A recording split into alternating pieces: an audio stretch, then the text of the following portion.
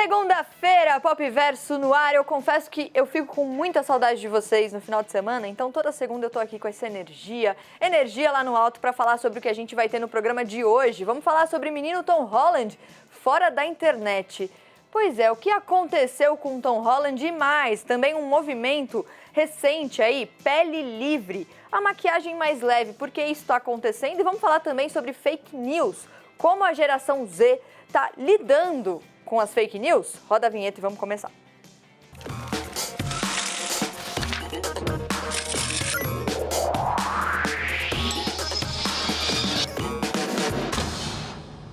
Quando eu falo geração Z 3 vezes, geração Z, é difícil falar 3 vezes? Ele aparece. O Leonardo aparece, que é a nossa geração Z aqui do Pop Verso. E aí, Leozito? E aí, como estamos? Vamos começar então o programa falando sobre fake news. A gente está num ano extremamente importante, um ano de eleição. E eu já queria perguntar na nossa hashtag PopVersoCNN, ou você pode também responder aqui nos comentários se você estiver assistindo pelo YouTube. Você costuma entrar ali no grupo de WhatsApp da família, aí você de repente vê uma fake news circulando? Existe isso no seu dia a dia? Por quê? Tem uma pesquisa recente, uma pesquisa que foi feita em vários países, incluindo o Brasil, com 8.500 pessoas, que mostra justamente esse recorte de geração, como cada geração lida com essa questão das fake news, né, Léo? Sim, e temos dados específicos da minha geração, da geração Z. Tô curiosa. Porque 55%, ou seja, mais da metade dos entrevistados que têm menos de 26 anos, ou seja, fazem parte da minha geração, que é a Z, dizem que se preocupam aí com a disseminação de notícias falsas entre seus familiares, no grupão, o famoso grupão do WhatsApp, né? da família. Tem um bom dia com figurinha e tal, mas tem fake news rolando também, 55% das pessoas. Eu confesso que eu, no grupo, eu sou aquela pessoa que fica de olho. Quando sai uma fake news, prestem atenção nisso. Aí eu vou lá e já vou com o link ali, ó. Gente, não é bem assim, porque a gente é jornalista, então a gente é até um pouco chato às vezes com isso, mas é importante que a gente seja, principalmente num ano como esse. Sim. E aí tem outro número, né, Léo? A gente tem outro dado que fala que 35% dos entrevistados, e agora são todos os entrevistados, não é específico de nenhuma geração, eles disseram que se deparam com notícias falsas pelo menos uma vez ao dia aí ao longo da semana. Nossa, você acha que vê notícias falsas ou imprecisas todos os dias? 35%. Confesso que eu achei até pequeno esse número, assim, né? A gente está falando, então, só para você entender o recorte aqui. Brasil, Reino Unido, Estados Unidos, Alemanha, Nigéria, Índia e Japão. 8.500 pessoas entrevistadas. Lembrando também que a gente está falando da resposta das pessoas, né? O comportamento delas, então a sensação que elas têm ali na bolha que elas vivem. Léo, e a sua geração também tem um hábito que é o de checar os dados, né? Sim. Pela minha sensação ali, a galera que eu conheço mais nova, é uma galera mais contestadora, questionadora, que quer saber se é verdade. A galera da minha geração tende a checar de fato a informação. Tem algumas técnicas, inclusive, que a pesquisa aponta, como a leitura lateral, que é você abrir mais de uma aba ao mesmo tempo para checar aquela informação que você está procurando. Só que, em contrapartida, também é a geração que mais compartilha notícias falsas justamente por essa ansiedade de querer ser o primeiro a falar aquilo para o seu grupo de amigos ou para os seus familiares. Nossa, contraditório isso, né? Meio Pois complexo, né? Mas essa ansiedade de estar ali presente na internet, ela é um problema não só por causa da fake news, enfim, por causa de várias outras questões. Vamos incluir uma pessoa super especial aqui na nossa conversa, antropólogo, professor do Departamento de Estudos de Mídia da Universidade da Virgínia, o David ou Davi Nemer. Como as pessoas te chamam, David/Davi? Bom, no Brasil é Davi, que fala que como a mãe chama a gente, né? Mas aqui nos Estados Unidos acaba virando David. Então a gente vai com Davi, a gente vai respeitar a sua mãe. Qual o nome da sua mãe? Gláucia. Gláucia, a gente vai respeitar então o nome que você escolheu para o Davi para continuar essa conversa aqui. O Davi estava acompanhando aqui a gente conversando. Davi, o Léo também está aqui comigo e ele também eventualmente vai entrar na conversa e te fazer algumas perguntas aqui. Te surpreendeu o resultado dessa pesquisa? 35% das pessoas dizendo que vem ali uma notícia falsa todos os dias. Eu confesso que eu achei até pouco, ou não? Bom, aí já está um grande exemplo de uma notícia falsa, né? Não me surpreende porque quando a pessoa faz a autodeclaração, ela, claro, não quer ser exposta, né, de uma prática que não é muito bem aceita. Então, é claro que, geralmente, em pesquisas, onde que há autodeclaração em algo que não é muito bem visto, o número tem que ser muito menor. E a gente tem notado, Davi, que, por exemplo, no caso da minha geração, muitas pessoas responderam que eles levam em consideração quem que está dando aquela informação, se é um influenciador, se é uma pessoa relevante nas redes sociais, isso pra gente tende a pesar um pouco mais. Isso é uma tendência que a gente vai ver cada vez mais agora, principalmente nesse ano que é um ano de eleição? A geração Z se identifica com causas mais específicas. E quando a gente fala de influências, a gente sempre vê esses influencers que estão engajados em causas mais específicas, que acabam virando especialistas, vamos dizer assim, ou autoridades nesse assunto, mas não quer dizer, de fato, que eles são autoridades, que eles pesquisam um assunto, eles acabam virando porque tem ali o endosso da sua audiência, né? Por isso que a geração Z não está imune à desinformação, porque pode sim um influencer que não é autoridade, não faz pesquisa no assunto, pode compartilhar desinformação. Aliás, isso é muito comum. Infelizmente, né? Sempre quando a gente fala de influência aqui no Popverso, a gente relembra a responsabilidade que é você ser um produtor de conteúdo na internet hoje. Então, como você influencia outras pessoas é muito importante e por isso que a gente também sempre lembra aqui na CNN de buscar fontes confiáveis quando a gente fala de notícias, principalmente quando a gente fala de notícias no ano eleitoral, Davi. A gente tem alguns minutinhos, mas eu queria só lembrar, né, que a gente está nesse ano extremamente importante e te pedir para finalizar aqui até com uma dica mesmo. Como usar a internet nesse ano tão importante de maneira saudável e responsável? A primeira coisa a ser feita é buscar no Google, ou no Bing, enfim, no buscador da internet para ver se há outras notícias relacionadas àquele assunto. Geralmente, fake news não é publicado pelas agências de notícia, né? Claro que não. Então, é possível fazer essa verificação. A melhor atitude é ou desconstruir a fake news, falar que não é uma notícia verdadeira, ou então não compartilhar. Legal. Davi, obrigada, viu, pelo tempinho aqui para conversar com a gente. Um beijo para dona Gláucia e a gente se fala eventualmente. Obrigada mesmo. Obrigado, Mari. Obrigado, Léo. Tchau, tchau. Obrigada, Leozito. E queria aproveitar Tamo junto. e também lembrar todo mundo que está assistindo que é importante procurar fontes confiáveis. A gente já falou sobre isso, então fiquem ligados sempre no site da CNN. O site da CNN sempre com apuração ali em cima do que está acontecendo. Procurem informação, não compartilhem informação falsa, principalmente num ano como esse. Então, isso é muito importante e vocês continuam acompanhando a nossa programação sempre ao longo do dia. Bom, depois de falar de fake news, agora a gente vai para as notícias e notícias que a gente apurou aqui para trazer para vocês no Popverso, começando com Tom Holland. Pois é, gente, o Tom Holland foi lá na internet e disse que vai sair da internet. Ele fez um vídeo e surpreendeu muita gente, na verdade, lá no Instagram. Olha aí, a gente está com o vídeo na tela. Ele disse que vai dar uma pausa por tempo indeterminado nas redes sociais para focar na saúde mental dele. Aí ele diz o seguinte: sei que existe um estigma acerca da saúde mental. Eu sei que procurar e pedir ajuda não é algo do qual deveríamos nos envergonhar, mas é muito mais fácil falar do que fazer. Se você não sabe quem é o Tom Holland, ele é só o Homem-Aranha, assim, coisa simples. Ele diz ainda que ele se sente sufocado pela quantidade de coisas que ele lê a respeito dele mesmo nas redes sociais, como se estivesse, abre aspas, preso em uma espiral. Ele, inclusive, deletou os aplicativos do celular dele e, nesse post, ele compartilhou o trabalho de uma ONG do Reino Unido que é focada justamente na saúde mental de adolescentes. Então, menino Tom Holland, fora da internet, a gente espera que ele continue fazendo filmes, porque a gente ama o Tom Holland no cinema. Falando de cinema, a gente volta a falar sobre um caso trágico que aconteceu nos bastidores do filme Rust, com o Alec Baldwin. A gente falou muito sobre isso aqui na CNN. Uma diretora de fotografia que foi morta num acidente, num trágico acidente envolvendo o próprio ator. Agora o FBI lançou um relatório falando sobre esse acidente e, segundo o teste forense, a arma que estava sendo ali, manuseada pelo Alec Baldwin, não poderia ter sido disparada sem puxar o gatilho. E aí a gente vai aqui um pouquinho para um tempo atrás e lembra que ele disse em dezembro para a ABC News que ele nunca puxou o gatilho da arma, ou seja, nunca puxou o gatilho da arma, mas a arma só poderia ter sido disparada se esse gatilho tivesse puxado. Alguma coisa está esquisita.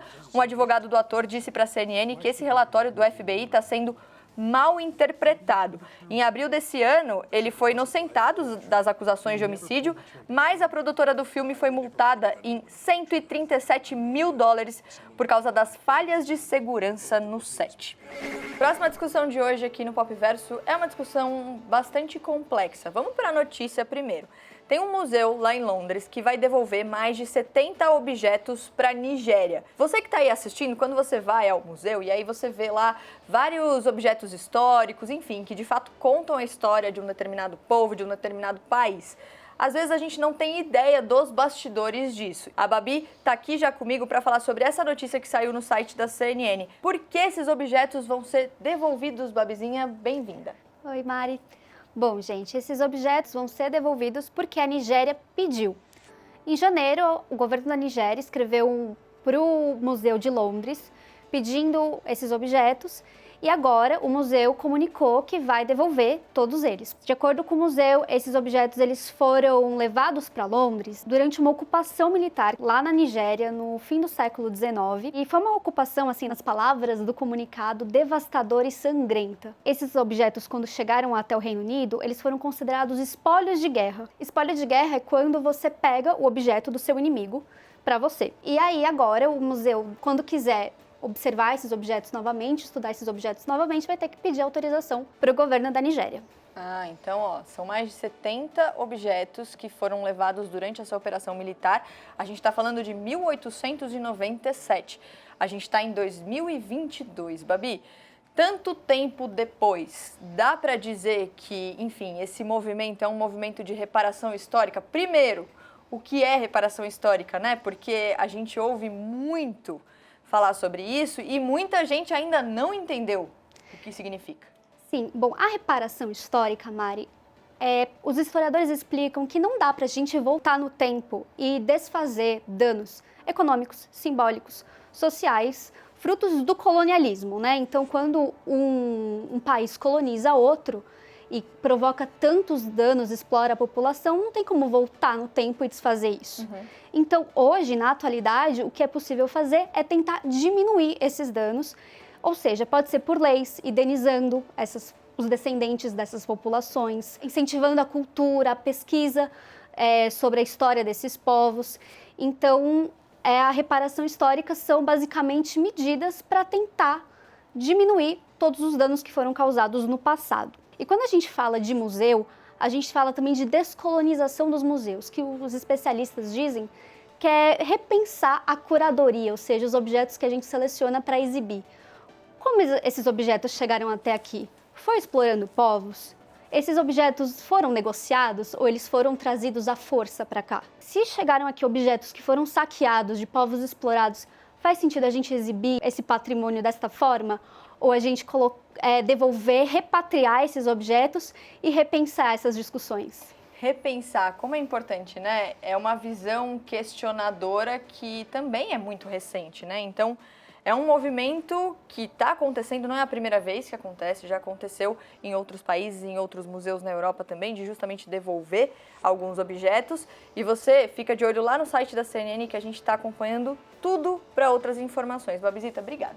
Matheus está aqui comigo já no estúdio. Bem-vindo. Obrigado, Mari. Sabe o que eu mais gosto no Pop Verso? Oh.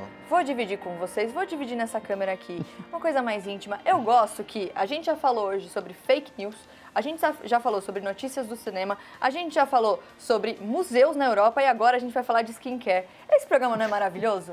Porque a gente navega por vários lugares, assuntos e faz discussões relevantes e é muito legal fazer isso. Matheus, vamos falar sobre uma tendência, então. Primeiro, skincare, rotina de cuidados com o rosto. Enfim, é uma tendência recente, né? Falar sobre skincare, qual skincare que você faz. Mas tem uma nova tendência que é o skinimalism. Isso, a gente tá falando... Chique, né? Um nome chique, diferenciado aí. É. O skin minimalism, vamos entender o que é isso, né? O skin minimalism é uma mistura de skin, de pele, com minimalismo, de minimalismo. O que é essa tendência? O que é esse movimento? É um movimento que as pessoas estão tentando diminuir o consumo de produtos de maquiagem e produtos de skincare. Então, você usar só o necessário, só o básico ali. Então, é um movimento que surgiu na pandemia, né? Por conta que nós estávamos em casa, isolados, não tinha por que a gente usar maquiagem. E também por conta da máscara, né? As pessoas perceberam que o uso da máscara com a maquiagem dava acne, dava alergia, dava infecção. Então, as pessoas pararam de utilizar um pouco maquiagem e foi aí que surgiu tudo isso. Entendi. Eu posso dizer que eu sigo essa tendência há muito tempo já.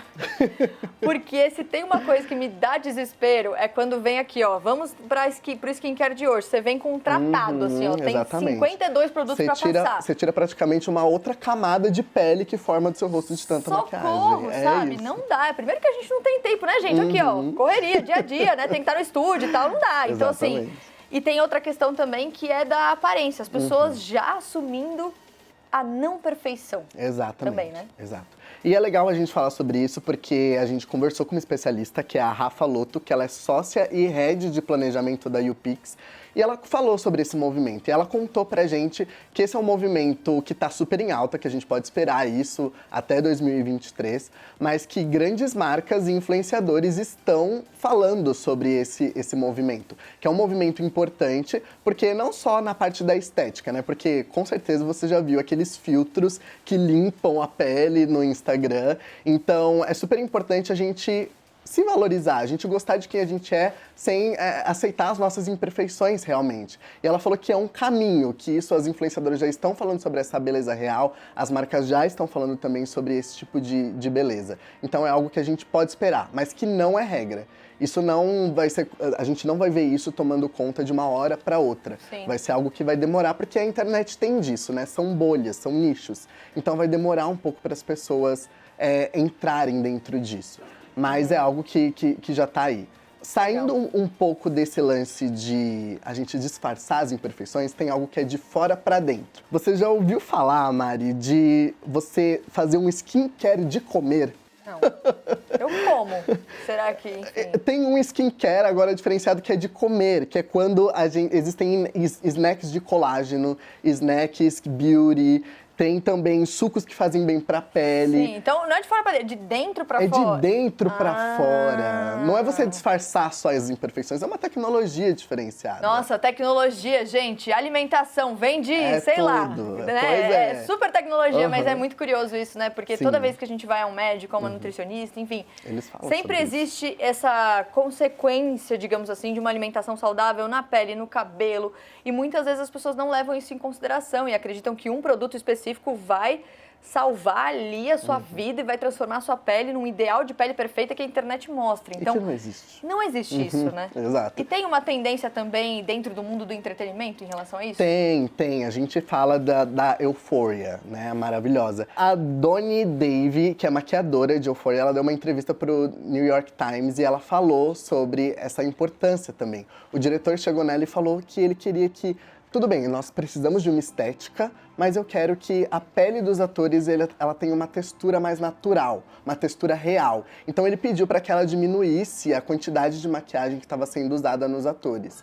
E isso refletiu também na vida pessoal dela, porque ela criou uma marca de maquiagem chamada Half Magic, que só tinha lápis, batom, delineador e tudo com muita cor, mas sem a base e sem o corretivo. É, porque Euforia, a gente tá com imagens, inclusive, na tela, né? Uma série que fala sobre um grupo de adolescentes enfrentando ali, enfim, questão com drogas, com pertencimento. É uma série muito pesada, ao mesmo tempo que levanta discussões muito importantes. E ela tem essa estética mais dark, ao mesmo tempo que mostra a perfeição. Existem maquiagens pesadas, coloridas, então ela mistura muito isso. Mas é bastante interessante esse movimento. E eu me atrevo a dizer que Euforia é uma das séries que mais ditou tendência de estética, de figurino, de tudo nos últimos anos, assim. Com Porque certeza. é impressionante a grandeza disso. Não, e é até sinônimo de adjetivo, né? Eu virar pra você e falar assim, nossa, Mari, você tá muito Euphoria hoje. Não é meu caso hoje, tá? Inclusive, eu Lógico tô que é. super aluna da frente, assim, né? Eu não seria amiga da Zendaya em Euforia com essa roupa. Enfim, a Zendaya, eu seria amiga dela normalmente, mas com essa roupa, dentro de Euforia, eu não seria. Mateuzinho, obrigada, viu? Obrigado, Mari. Tem mais notícia hoje. Vamos falar sobre premiações de cinema. Tem vários nomes de premiações diferentes e aí muitas vezes a gente não entende o que aquela premiação significa. Se eu ganhar um prêmio ali, isso é bom ou ok ou é ruim, enfim. Tem um festival na Suíça, o Festival de Locarno, que é um dos mais tradicionais no circuito do cinema internacional. E aí um filme brasileiro, o filme Regra 34, ganhou um prêmio, o Leopardo de Ouro.